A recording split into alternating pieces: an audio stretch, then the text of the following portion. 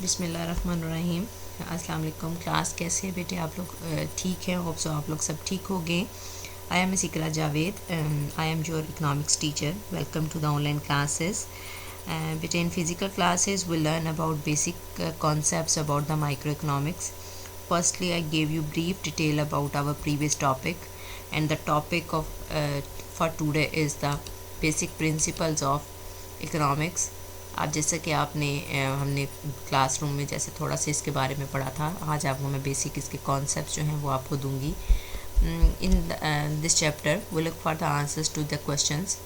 इसमें हमने कुछ चीज़ों के बारे में पढ़ना है, जैसे कि क्वेश्चंस हमने करने हैं कि what kind of questions does economic address, कि किस किस्म के क्वेश्चंस हैं जो हमें इकोनॉमिक्स एड्रेस करती है। What are the principles of how people make decisions, किस तरह से लोग जो हैं वो डिसीजंस लेते हैं, किस तरह से लोग इंटरेक्ट करते हैं और किस तरह से होल इकोनॉमी जो वर्क करती है।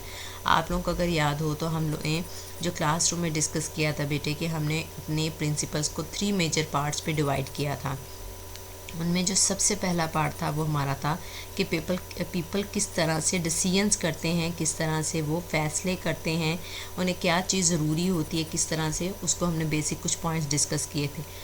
सेकंड नंबर पर हमने डिस्कस किया था कि पीपल किस तरह से इंटरेक्ट करते हैं, किस तरह से एक दूसरे के साथ इंटरेक्शन होती है, उसमें हमने कौन कौन से प्रिंसिपल्स को देखा था।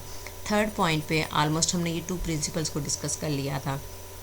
इन थर्ड पॉइंट हमने ये देखा था कि how the economy as a whole work, जब लोगों ने डिसीजंस कर लिए, इंटरेक्शंस हो गई, देन उसके बाद इकोनॉमी किस तरह से होल वर्क्स करती है, उसके बारे में हमने आज के लेक्चर में हमने इसको डिस्कस करना है। थोड़ा सा ब्रीफली हम अपने प्रीवियस टॉपिक के ऊपर डिस्कस कर लेते हैं जो जो प्रिंसिपल्स उसके अंडर आते हैं। What economics is all about, आपकी इकोनॉमिक्स क्या है, ऑल अबाउट, ये सब चीज़ें बेटे आपने पढ़ चुके हैं। स्केर्सिटी क्या है, मैंने आपको बताया था जो लिमिटेड रिसोर्सेज होंगे वो आपके स्केर्सिटी के लाएगी। इकोनॉमिक्स से हमने बेसिक डेफिनेशंस पढ़ी थी कि आप अपने स्केयर रिसोर्सेज में रहते हुए किस तरह से अपनी अनलिमिटेड वांट्स को फुलफ़िल करते हैं। सबसे पहले आ जाता है बेटे कि how people make decisions, people किस तरह से डिसीजंस लेते हैं। इसमें सबसे पहले आ जाता है decisions making is at the heart of economics. The first 4 principles deals with how people make decisions. हमने जो पहले 4 प्रिंसिपल्स थे वो हमारे हाउ पीपल मेक डिसीजंस के अंडर आ जाते हैं। क्लियर? जैसे कि बेटे आपको पता है कि पीपल किस तरह से डिसीजंस लेते हैं, जैसे कि मैंने यहाँ पे कुछ चीज़ें राइट डाउन की हैं कि इंडिविजुअल्स डिसाइड करते हैं किस तरह से उन्होंने अपनी रिटायरमेंट के लिए कुछ सेव करना है, किस तरह से उन्हें गुड्स एंड सर्विसेज के ऊपर स्पेंड करना है, किस तरह से उन्हें कितने घंटे काम करना है। फर्म भी डिसाइड करती है कि उन्हें क्या प्रोड्यूस करना है, कितनी लेबर उन्होंने हायर करनी है। Society as a whole decide करती है कि हमने किस तरह से स्पेंड करना है, कितने हमें, जैसे नेशनल डिफेंस हम देखते हैं कितनी हमें कुछ चीज़ प्रोड्यूस करनी है और किस तरह से कंज्यूमर उसको ख़रीद सकता है। मींस ये हमारा डिसीजंस मेकिंग हो जाती है। फर्स्ट 4 प्रिंसिपल जो हैं बेटे आपके उसके अंडर आते हैं। जस्ट ब्रीफली मैं आपके साथ वो डिस्कस कर लूँगी। पहला हमारा प्रिंसिपल था पीपल फेस ट्रेड ऑफ, कि लोग किस तरह से ट्रेड ऑफ करते हैं, यानी एक अपॉर्चुनिटी कॉस्ट है, एक चीज़ को हासिल करने के लिए वो दूसरी को फोरगो करते हैं। वो हमारा फर्स्ट प्रिंसिपल था people face trade off. People face trade off में हमने एफिशिएंसी और इक्विटी के बारे में पढ़ा, ट्रेड ऑफ के बारे में पढ़ा। ट्रेड ऑफ क्या होता है कि एक चीज़ को छोड़ते हुए आप सेकेंड चीज़ जो है वो लेते हैं, वो आपका ट्रेड ऑफ कहलाता है। सेकेंड प्रिंसिपल हमारा था, प्रिंसिपल नंबर 2 था the cost of something is what you give up to get it. Same उसी तरह कि आपने जो अपने अपॉर्चुनिटी कॉस्ट को हम डिस्कस करते हैं कि ट्रेड ऑफ में आपने एफिशिएंसी और इक्विटी के बारे में पढ़ा, तो इसमें आपने कॉस्ट ऑफ समथिंग को हम देखेंगे, अपनी अपॉर्चुनिटी कॉस्ट को, कि किस तरह से हम मेक डिसीजंस ले सकते हैं एज़ कंपेयर कि आपने किस तरह से कॉस्ट और बेनिफिट्स को अल्टरनेटिव चॉइसेस पे रखते हुए। जैसे कि फॉर एग्ज़ाम्पल आपका यहाँ पर जो है अभी अगर लेयर टाइम, हमने इस एग्ज़ाम्पल को पहले भी डिस्कस किया था कि आपका एक लेयर टाइम है, आप उसमें आराम कर सकते हैं, लेकिन आप उठ के जो है ऑनलाइन क्लास ले रहे हैं, आप अगर इसको लिसन कर रहे हैं, आप अपनी मीटिंग में आ रहे हैं टीचर के साथ, तो ये आपका क्या है कि आपने अपने लेयर टाइम को फोरगो करते हुए आपने अपनी क्लासेस को अटेंड किया। तो ये आपका कॉस्ट ऑफ समथिंग है, is what you give up to get it. Example में बेटे जैसे है opportunity going to college for a year is not just the tuition books and fees but also the forgone wages, जो हमने example हमने पढ़ी थी, ये आप इसको जस्ट रीड आउट कर लीजिएगा। इसी तरह बेटे प्रिंसिपल नंबर 3 हमारा आता है कि rational people think at the margins. हमने इसको डिस्कस कर लिया था कि रैशनल पीपल जो होगा समझदार वो अपना उसको मार्जिन्स के ऊपर सोचेगा कि आपको किस तरह से अपने मार्जिनल चेंजेस को रखते हुए अपने उसको चीज़ों को प्रोड्यूस करना है, कितना प्रोड्यूस करना है, किस टाइम पे प्रोड्यूस करना है, ये डिसीजंस वो लेगा कि अपने कॉस्ट और बेनिफिट्स को सामने रखते हुए। ठीक है,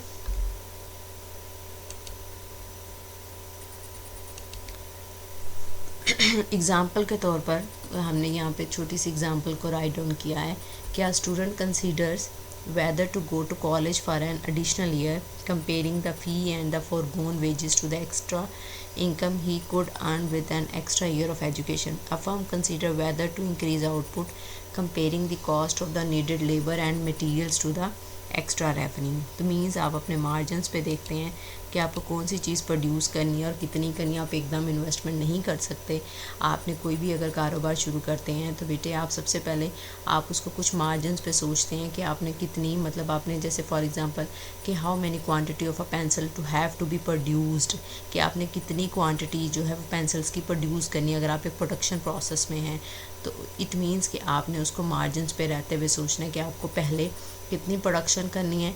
अगर आपका वो बिज़नेस जब एक्सपेंड करता है या उसकी क्वांटिटी जो है वो ज़्यादा डिमांड होती है तो आप उसको क्या करेंगे, ज़्यादा क्वांटिटी में प्रोड्यूस करेंगे। तो प्रोड्यूसर जो हैं वो थिंक एट्स दी मार्जिन जो है वो करता है कि आपने किस तरह से अपने कॉस्ट और बेनिफिट्स को देखते हुए वो उसको डील करता है।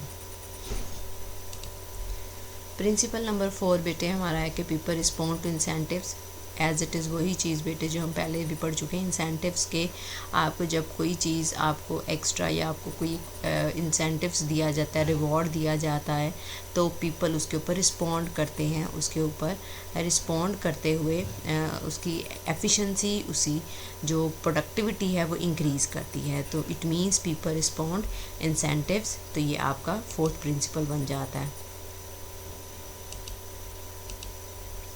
पहला बेटे हाउ पीपल मेक डिसीजंस के ऊपर हमारे ये 4 प्रिंसिपल्स पूरे हो जाते हैं।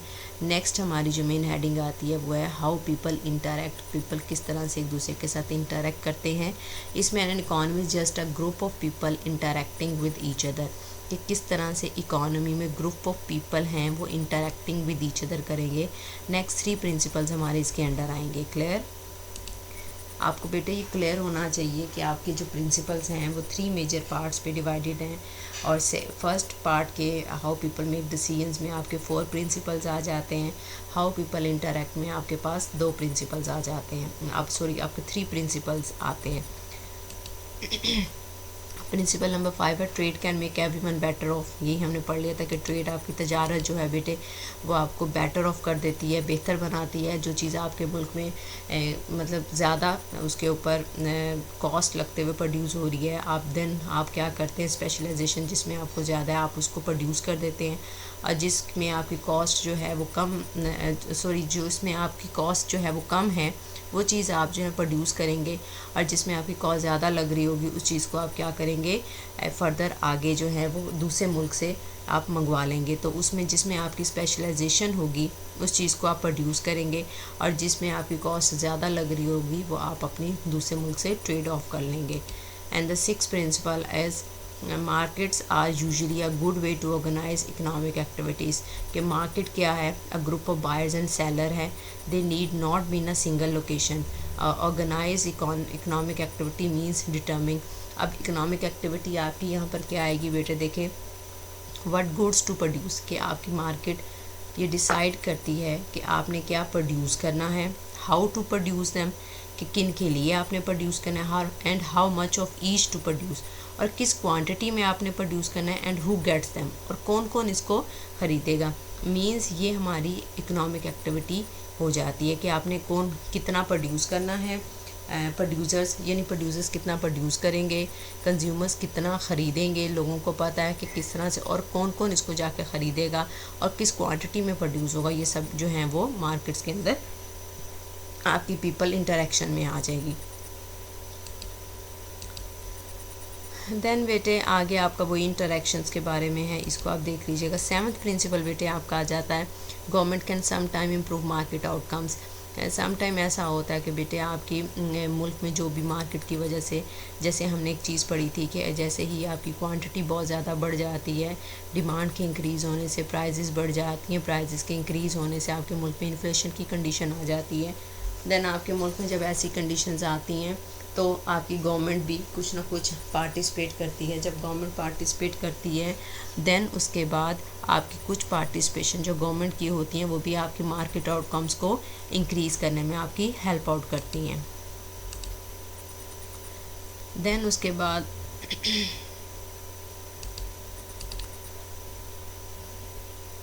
आपका लास्ट जो टॉपिक बनता है बेटे how the economy as a whole works. इसमें बेटे आपके लास्ट 3 प्रिंसिपल्स आ जाते हैं। पहला था आपका how people make decision, second आपका पोर्शन आता है हाउ पीपल इंटरेक्ट और लास्ट वन आता है how the economy as a whole works. इसमें हमारे लास्ट 3 प्रिंसिपल्स आ जाएंगे। And the 8th principle is A country standard of living depends on its ability to produce goods and services। कि देखें इसके सबसे प्रिंसिपल से ही पहले कि अस कंट्री स्टैंडर्ड ऑफ लिविंग के, एक मुल्क का स्टैंडर्ड ऑफ लिविंग के, वहाँ के लोगों का क्या स्टैंडर्ड ऑफ लिविंग है, वो किस चीज़ के ऊपर डिपेंड करता है कि वहाँ पर कितनी एबिलिटी है वो चीज़ों को प्रोड्यूस करने की।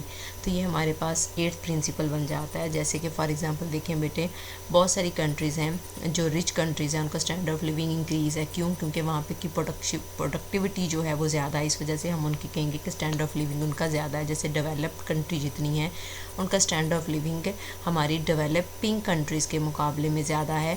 यानी average income in rich countries is more than 10 times average income in poor countries. जैसे अगर हम यूएस का एग्जांपल ले लें, यूएस स्टैंडर्ड ऑफ लिविंग जो है today is about 8 times larger than the 100 years ago.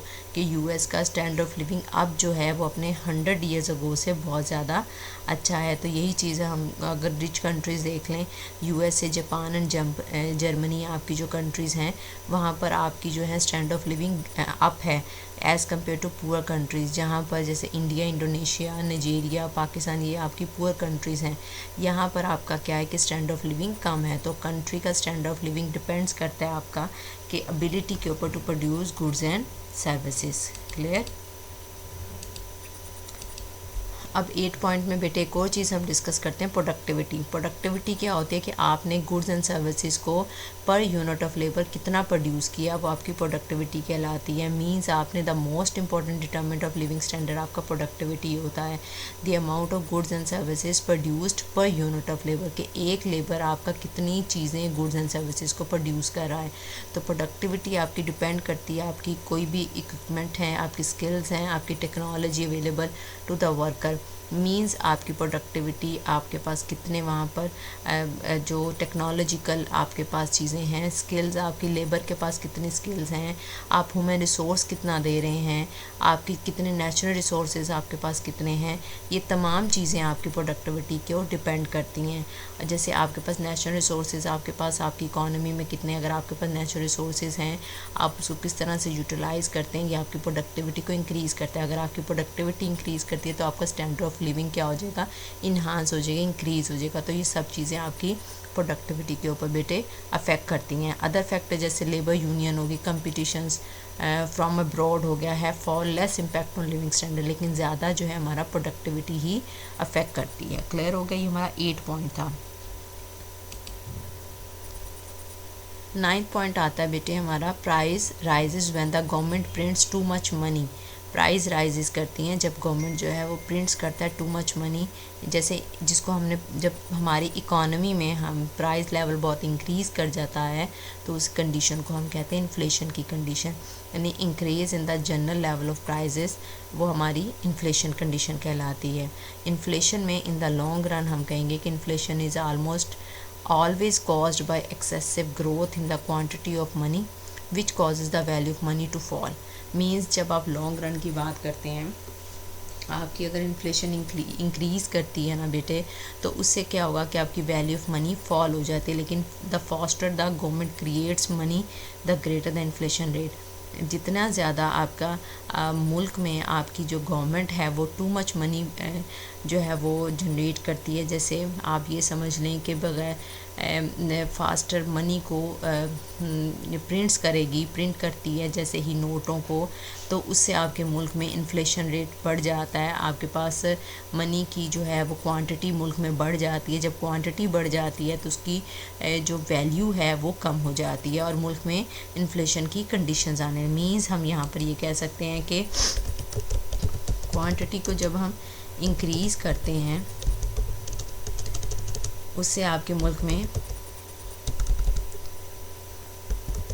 Prices high हो जाती हैं एंड वैल्यू ऑफ मनी क्या हो जाती है, आपकी डिक्रीज कर जाती है। क्लियर? मीन जब आपकी क्वांटिटी, 3 पॉइंट्स हमने यहाँ पर देखे, जैसे ही आपकी क्वांटिटी ऑफ मनी आप इंक्रीज़ करते हैं आपकी प्राइसेस हाई हो जाती हैं और वैल्यू ऑफ मनी आपकी डिक्रीज़ हो जाती है, तो आपका मुल्क में इन्फ्लेशन की कंडीशन आ जाती है। तो इट मीन्स कि जब आप इन्फ्लेशन आपके मुल्क में आप गवर्नमेंट जो है बहुत ज़्यादा पैसे को नोटों को छाप देती है तो उससे आपके मुल्क में क्वांटिटी बढ़ जाती है और प्राइसेस हाई होने से मुल्क में जो है वो आपकी इन्फ्लेशन की कंडीशन आ जाती है। And the last point is society faces a short-run trade-off between inflation and unemployment। बेटे इन्फ्लेशन और अनएम्प्लॉयमेंट का शॉर्ट रन में ट्रेड ऑफ है। ट्रेड ऑफ मीन्स अगर आपके मुल्क में आप अनएम्प्लॉयमेंट को कम करने की कोशिश करते हैं तो आपके मुल्क में इन्फ्लेशन बढ़ जाता है और अगर आप इन्फ्लेशन को कम करने की कोशिश करते हैं तो मुल्क में अनएम्प्लॉयमेंट बढ़ जाती है। मीन्स शॉर्ट रन में हम सिंपली ये कहेंगे 1 to 2 years की अगर हम बात करें, मैनी इकनॉमिक पॉलिसीज़ जो हैं आपकी push inflation and unemployment in the opposite direction. मतलब वही बात कि अगर आप अनएम्प्लॉयमेंट को कम करने की कोशिश करते हैं तो ऑटोमेटिकली आपके मुल्क में इन्फ्लेशन जनरेट होने लग जाती है। Other factors can make this trade off more और less favourable but the trade off is always present. लेकिन इन दोनों के बीच में ट्रेड ऑफ हमेशा पाया जाता है। तो ये आप लोगों ने देख लीजिएगा बेटे, 3 प्रिंसिपल्स हमने पढ़े हैं। लास्ट पे हमने इसका कुछ कंक्लूजन है उसको आप देख लीजिएगा कि आपके प्रिंसिपल्स जो हैं वो 3 मेजर पोर्शंस पे जो हैं वो आपके डिवाइडेड थे। किस तरह से आपने डिसीजंस लेना है, किस तरह से आपने इंटरेक्ट करना है और लास्ट पे किस तरह से economy as a whole works करती है। इसको आप देख लीजिएगा अच्छे से। एंड लास्ट पर बेटे कुछ चैप्टर की इसमें समरी है, कुछ मेजर पॉइंट्स हैं उसको आप देख लीजिएगा, जो जो हमने किस तरह से उसको शॉर्टली एक एक प्रिंसिपल को हमने जो मेजर पॉइंट्स थे उनको हमने रीड आउट किया था। तो इसको अच्छे तरीके से देख लीजिएगा एंड नेक्स्ट टॉपिक इंशाल्लाह हम उसको डिस्कस करते हैं। लेकिन 10 प्रिंसिपल्स आपको ये मालूम होना चाहिए कि आपके तीनों प्रिंसिपल्स के अंदर कौन कौन सी चीज़ें आती हैं। आपके जो 3 मेजर पार्ट्स हैं उसमें आप कितने प्रिंसिपल्स लाई करते हैं, तो आप इसको देख लीजिएगा। अपना बहुत ज़्यादा ख्याल रखिएगा। God bless you. अल्लाह हाफ़िज़।